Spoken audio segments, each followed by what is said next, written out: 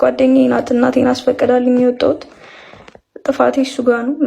መሄድ አልነበረብኝም ምናምን። በእውነት እጅግ ልብ ይሰብራል። ያ ተወዳጁ ሰው በመጨረሻም ዛሬ ተሰናብተነዋል። ፓስተር አብነት ከበደ ስርዓተ ቀብር በራቁት ፎቶ ወይም ደግሞ ቪዲዮ የሚያስፈራራሽ ሰው አለ። ምን ማድረግ አለብሽ? እንዲቆያ ሰላም፣ እንዴት ናችሁ? የዩቲዩብ ቻናል ተከታታዮች ባላችሁበት ሁሉ ሰላም ጤና ይብዛላችሁ ልወዳለሁ።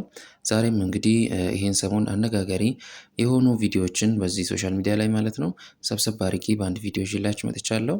ለዚህ ቻናል አዲስ የሆናችሁ ሰዎች ሰብስክራይብ በማድረግ እንድትጀምሩ ልወዳለሁ። በዚያውም ይህን ቪዲዮ ላይክ ማድረጋችሁ እንዳትረሱ። መጀመሪያ ላይ ወደ አስቀመጥኩላችሁ ቪዲዮ ስንመለስ ሊና የምትባል ቪዲዮ የእርቃን ቪዲዮ ወጥቶባታል። እንግዲህ ማለት ከሌላ ወንድ ጋር ግንኙነት እያደረገች ቪዲዮ ተቀርጾ ወጥቶባታል። በጣም የሚያሳዝን ነገር ነው። ላይፍ ላይ ገብታ እሷም ሀሳብ እየሰጠች ነበር እንዴት እንደተፈጠረ ምናምን እና ብዙ ሰዎችም በእሷ ጉዳይ ላይ ብዙ ሀሳብ እየሰጡ ነበረ። እስኪ መጀመሪያ ላይ ወደ አስቀመጥኩት ቪዲዮ ስንሄድ ላይፍ ላይ ያለችው ነገር አለ። እሱን አብረን አይተን እንመለስ። ጓደኛዬ ናት እናቴን አስፈቅዳልኝ የወጣሁት። ጥፋቴ እሱ ጋር ነው። መሄድ አልነበረብኝም ምናምን ነገር ግን ያው እባካችሁ ያንግ ሴቶች ተጠንቀቁ። ለማንም ጓደኛ እንዳሰሙ ጊዜያችሁ እስኪደርስ ድረስ ጓደኛ እንዳሰሙ ምናምን ነገር ማንንም እንዳሰሙ። ያው ከዚህ በኋላ ራሱ ቢለቀቅባችሁ እንዳትወድቁ፣ እንዳትሰበሩ፣ ራሳችሁ ላይ ምንም ነገር እንዳትፈጥሩ። ሰው ዛሬ የሚለውን ብሎ ነገ ያልፋል። ለዛ እባካችሁ እና ለማስረዳት ሞክራለሁ። ላላስረዳም እችላለሁ፣ ምክንያቱም ይሄ ሞመንት ትንሽ ከባድ ነው። ምክንያቱም ብቻ ወዳቸዋለሁ ጋይስ። ለወጣ ነው አሁን ሰው እየበዛ መጣ። ለወጣ ነው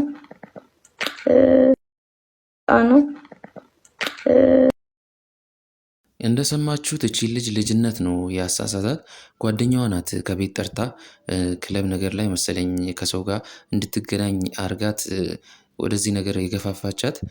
ልጁም እንግዲህ በጣም የሚያስጠላ ነገር ነው ያደረገው። ፍጹም ከሱ የማይጠበቅ ነገር ነው።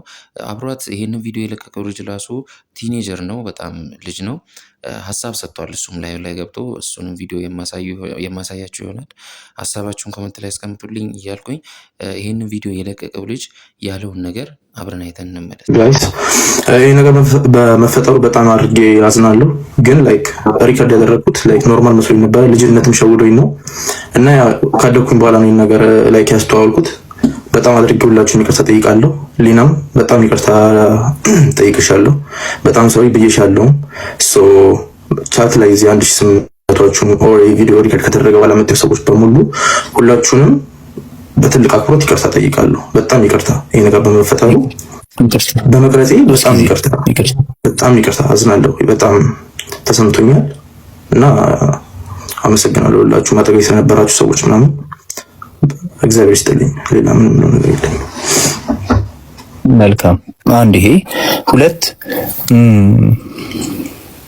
ስልክህን መስጠትህ ማለት የእሷ ፋይል አንተ ውስጥ እንዳለ እያወቅ ስልክህን ሁሉንም ነገር አጠፋፍተህ ነበር ስልክህን ለሰው መሸጥ የነበረበት። እኔ ግን ቢላይ እንደዛ ሳደርግ ሂድም እስከትቼው ነበር እና እዛ ድረስ ይደርሳሉ ብዬ አስቤ አታስበውም።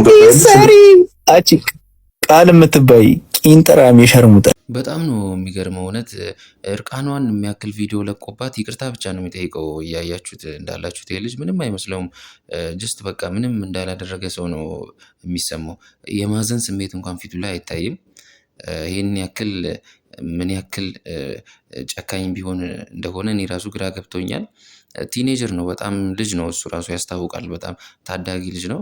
ይሁንም ግን እንደዚህ አይነት ነገሮች ከተፈጠሩ በሕግ ስለሚያስጠይቅ ይህንን ሳያውቅ ቀርቶ ነው ብዬ አላስብም። ትልቅ ሰው የተወሰነ ያክል እንኳን ይገባዋል በሕግ እንደሚያስጠይቀው እና ይቅርታ ብቻ በመጠየቅ እንደዚህ የሚታለፍ ነገር አይደለም የእርቃን ቪዲዮ መልቀቅ። እስኪ እናንተ የምትሉት ነገር ካለ ሀሳባችሁን አሳውቁኝ እያልኩኝ ወደ ሌላ ቪዲዮ ስንተላለፍ በሕግ አይን ሲታይ ይሄ ነገር ምን አይነት ውሳኔ እንደሚያስወስንና እንደዚህ አይነት ነገር ውስጥ ያላችሁ ሴቶች ደግሞ ምን ማድረግ እንዳለባችሁ የሆነች ሴትዮ አሪፍ አድርጋ አብራርታለች። አብረን አይተን እንመለስ። በራቁት ፎቶ ወይም ደግሞ ቪዲዮ የሚያስፈራራሽ ሰው አለ። ምን ማድረግ አለብሽ? እንዲቆያችሁ ጠበቃ ሰብለ ሰፋ ነኝ። ይህ መረጃ ለብዙዎች እንዲደርስ ፕሊዝ ኮፒ ሊንክ ሪፖስት አድርጉልኝ። እንግዲህ ከዚህ በፊት ሰርቼበታለሁ። የተለያዩ ወጣቶች ለፍቅረኛቸው ራቁት ፎቶቸውን በፈቃደኝነት የሚሰጡበት አለ። በሌላም ጊዜ እንግዲህ አሁን በመጨረሻም ባጋጠመው ሁኔታ ራሷን እንድትስት አድርጎ የቀረጸውን ቪዲዮ የለቀቀበት አግባብ አለ። ይሄ ነገር በርካታ ሴት ወጣቶች ላይ እየተፈጠረ ያለ ነገር ነው። በተቻለ መጠን ማድረግ ያለባችሁ ለማንም ሰው እርቃን ፎቶን አለመስጠትና ቪዲዮ እንዳይቀርጿችሁ ማድረግ ነው። ከሰጣችሁ በኋላ የሚያስፈራራችሁ ሰው ካለ ማድረግ ያለባችሁ አንደኛ ይህንን ፎቶ ወይም ቪዲዮ እለቅብሻለሁ እያለ የሚጽፍልሽን መልእክት ስክሪንሾት አድርጎ ማስረጃ መያዝ። ስክሪንሾት ስታደርጉ ደግሞ ዩዘር ኔሙንም አብራችሁ ማንሳት። ምክንያቱም ያ ነገር ትክክለኛ ጥፋተኛው ማን እንደሆነ ለማወቅ ይረዳል። በሁለተኛ ደረጃ ማድረግ የሌለብሽ በምንም አይነት ራቁት ፎቶሽን ወይም ቪዲዮሽን ከያዘ ሰው ጋር በገንዘብ መደራደር የለብሽም። ገንዘብ መስጠት የለብሽም። ማወቅ ያለባችሁ ነገር ወጣቶች፣ ይሄ ራቁት ፎቶ ወይም ቪዲዮ ወንዶቹ ፎሬቨር ነው ስልካቸው ላይ የሚይዙት እንዳጠፋልሽ በሚል ገንዘብ የሚቀበሉት። ይህንን ነገር አንዴ ገንዘብ ከሰጣችሁ ከዛ በኋላ ማቆሚያ የሌለው ነገር ነው የሚሆነው እና በምንም መልኩ ገንዘብ መስጠት የለባችሁም። እናጠፋዋለን እያሉ በገንዘብ የሚደራደሩት ነገር ውሸት ነው፣ አያጠፉትም። ያን ገንዘብ ከሰጣችሁ በኋላ ደግሞ ሌላ መደራደሪያ ነው የሚያደርጉት። ይሄ እኔ ቢሮዬም ከሚመጡ ደንበኞቼ በተደጋጋሚ ያየሁት ነው እና በምንም አይነት ገንዘብ እንዳትሰጡ። ሌላው እንግዲህ ምንድነው መረዳት ያለባችሁ ነገር እነኚህ ወንዶች ራቁት ፎቶ ቪዲዮ እየተጠቀሙ ገንዘብ እየሰሩበት ነው። ከዛም ባሻገር ደግሞ ለሌላ ሰው አስተላልፈው እየሰጡ እናንተም ብላክሜል እየተደረጋችሁ ከብዙ ሰዎች ጋር የወሲብ ግንኙነት እንድትፈጽሙ ነው። እንደዛ ነው የሚያስገድዱት እና ይህንን ነገር ማድረግ የለባችሁም። ከላይ ከገንዘቡ ጋር በተገናኘ እንደገለጽኩት ይሄ ነገር ማቆሚያ ያለው ነገር ስላልሆነ ከማንም ሰው ጋር ያለ ፈቃዳችሁ ራቁት ፎቶ ቪዲዮ እንዳይወጣ ብላችሁ ወደ ወሲብ ግንኙነት አትግቡ። ይሄ ነገር ለበለጠ ጥቃትና ሪቬንጅ ፖርን ነው የሚዳረጋችሁ። ማድረግ ያለባችሁ ነገር ቅርባችሁ ለሆነ ሰው ጉዳዩን መንገር፣ የምትፈሩ ከሆነ ለጠበቃ ጉዳዩን ማሳወቅ፣ ከዛም ባሻገር ለፖሊስ ሪፖርት ማድረግ ነው። ይሄ ገንዘብ በመስጠት እንዲሁም ደግሞ ላልፈለጋችሁት የወሲብ ግንኙነት ራሳችሁን በመስጠት ማስቆም የምትችሉት ነገር አይደለም። ጉዳዩ ወደ ፖሊስ መሄድ ነው ያለበት። አንዴ አትስጡ። ራቁት ፎቶ ከሰጣችሁ በኋላ ግን ብላክሜል ስትደረጉ መጋፈጥ ነው ያለባችሁ። እንደ ሴት ደግሞ ራቁት ፎቶዋ ቪዲዮዋ ከተለቀቀባት እህትሽ ጋር በጋራ መቆም ያስፈልጋል። ራቁት ፎቶ የተለቀቀባት ሴት ላይ የምትሳለቁ ሴቶች ነገር በራሳችሁ ላይ ይደርሳል። በጣም አስነዋሪ ነው።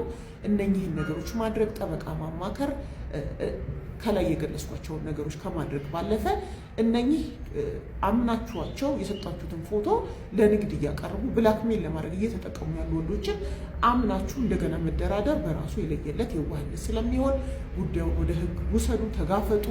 አንዴ ከሰጣችሁ በኋላ ያ ስህተት የሚታረም ነው። ቢያንስ ከነዚህ ሰዎች ጋር በመደራደር የበለጠ ውርደት ነው እንጂ ሌላ የምታገኙት ነገር የለም። መሰል በጣም መረጃዎች የምታገኙ አካውንት የሚከታተሉ አመሰግናለሁ። እህታችን እንደነገረችን ይህ አስነዋሪ ድርጊት በሕግ አይን ሲታይ በጣም የሚያስጠይቅና እስከ 3 ዓመት ድረስ የሚያሳስር ድርጊት ነው። እንደዚህ አይነት ተግባር ውስጥ ያላችሁ ሰዎች እንድትቆጠቡ፣ እንዲሁም ደግሞ እንደዚህ አይነት ቪዲዮ የተያዘባችሁ ሴቶች በሕግ በኩል ሂዳችሁ ፍትህ መጠየቅ እንደምትችሉ ከዚህ ሴትዮ መማር ትችላላችሁ ማለት ነው። ወደ መጨረሻ ላይ ወደ አስቀምጥኩላችሁ ቪዲዮ እንግዲህ ስናመራ ማስተር አብነት ሞተ የሚል ቪዲዮ ሶሻል ሚዲያ ላይ በጣም የተሰራጨና ብዙ ሰዎች እያመኑ ነው ያሉት። ኢቭን ስቶሪ የሚያደርጉ ሰዎች አሉ ኢንስታግራም፣ ፌስቡክ ላይ ማስተር አብነት ሞተ ብለው እውነት መስሏቸው ማለት ነው። ቪዲዮ እውነቱን ለመናገር ያሳምናል፣ በጣም ኤዲት ተደርጎ ስለተለቀቀ። ይሁንም እንጂ ማስተር አብነት በህይወት አለ። የውሸት ዜና ነው ልላችሁ ነው የምፈልገው። ለማንኛውም ግን ቪዲዮ በጣም ስለሚያሳምን እስኪ አብረን አይተን እንመለስ፣ ትምህርት ስለሚሆናችሁ ማለት ነው። በእውነት እጅግ ልብ ይሰብራል። ያ ተወዳጁ ሰው በመጨረሻም ዛሬ ተሰናብተነዋል። ማስተር አብነት ከበደ ስርዓተ ቀብር በዚህ ሰዓት በመንበረ ጸባዖት ቅድስት ሥላሴ ካቴድራል ተፈጽሟል። ስርዓተ ቀብሩ ላይ ከፍተኛ የመንግስት የስራ ኃላፊዎች፣ የኪነ ጥበብ ቤተሰቦች፣ አድናቂዎቹ እንዲሁም ደግሞ በርካታ ወዳጅ ዘመዶቹ ተገኝተው ነበር። በጣም የሚገርም ነው እውነት። ይህን ያክል የኤዲቲንግ እውቀት ያለው ሰው እንደዚህ አይነት ነገሮችን ሲሰራ ማየት በጣም ነው የሚገርመው። እያንዳንዱን ቃላቶቹን ክሮፕ አድርጎ አውጥቶ ነው እንግዲህ ይህን ቪዲዮ የሰራው ሰው። እንደዚህ አይነት ቪዲዮዎችን ከማመናችሁ በፊት ኢንፎርሜሽን ጋዘር አድርጉልላችሁ እወዳለሁ። ውድ ተመልካቾቼ ለዛሬ ይዤላችሁ የመጣሁት ቪዲዮ ይህን ይመስል ነበረ። በሌላ ቪዲዮ እንድንገናኝ ይህን ቻናል ሰብስክራይብ ማድረጋችሁ እንዳትረሱ ልል እወዳለሁ። እስከ መጨረሻው አብራችሁኝ ስለቆያችሁ አመሰግናለሁ እያልኩኝ በአዲስ ቪዲዮ እስከምንገናኝ ድረስ ደህና ቆዩ።